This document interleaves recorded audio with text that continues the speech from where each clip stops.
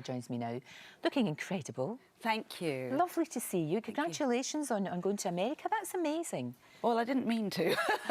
But you were going over there anyway, weren't you? Because you were part of the Maury show. You used to go over there and do that, didn't you? Yeah, I was guesting as a conflict resolution expert on the Maury show, and the ratings were good. Then I got my own show, and that's well finished. It's still on air. Yes. And I'm moving on to the next phase, she said, being deliberately vague.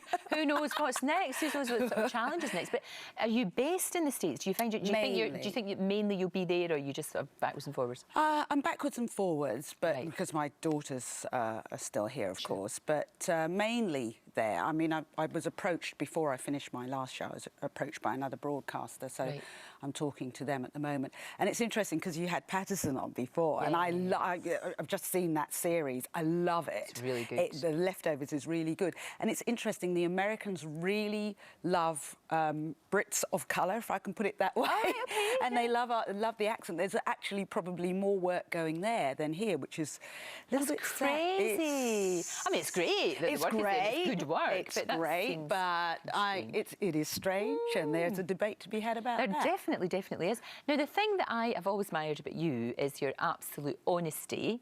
The experiences that you've had in your life are, I don't know, a lesser woman would have been on the ground and never got back up again, but you just keep getting back up again. You do. And you're very honest. You're very honest. You were talking about taking drugs and using drugs, and you know, lots of people would have hidden that away, but you've decided to speak out. Well, I've mentioned it. I've talked about it before. You self-medicating against mental health problems with, you know, with marijuana back in the day. I mean, I haven't done any drugs or anything like that for some 20 years. But it was a coping mechanism. And in those days, as still now, there was a huge taboo about having depression, especially, you know, I was asked to comment on Robin Williams and that terrible situation. And anything high profile is difficult. Because you won't get insured, employers see you as a risk, and what have you.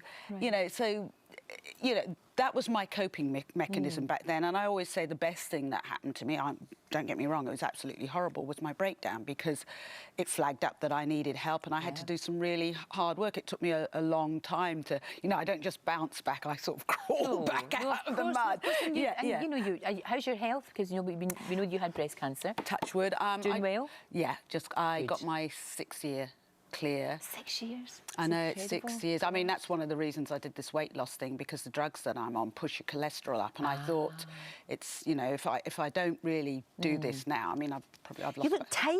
I've lost about... Well, I was about 11.5 stone, I'm about 8.5 now. You look absolutely tiny. But you've always said that exercise really helped with your depression. It's my drug. Yeah, exercise. Well, that's a really good job to have. That's a really good job to have. Running. But you do a lot of running, a lot of exercise, and that just keeps you mentally and physically. Yeah, I have to. I have to. I mean, people say sometimes, you know, oh, you're a fitness freak.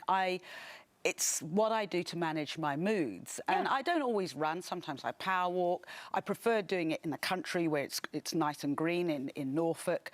You know, I'm still patron of a couple of charities up there. Oh, you have huge links. Mind and Home Start.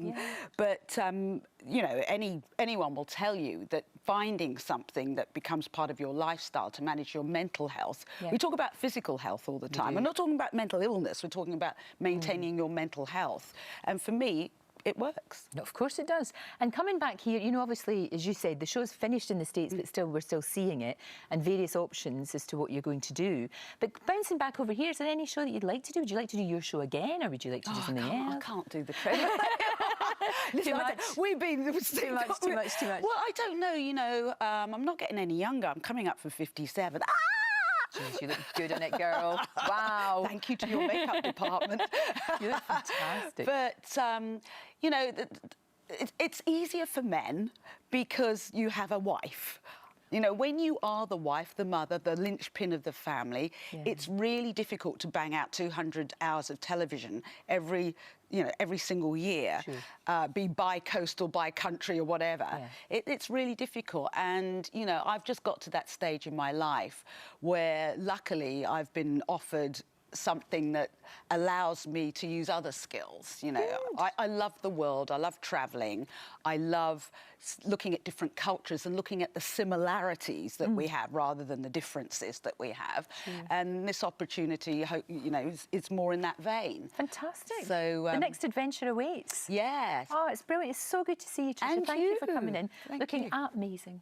Thank you. Oh, you're very sweet. Gorgeous girl. Thank you. Right.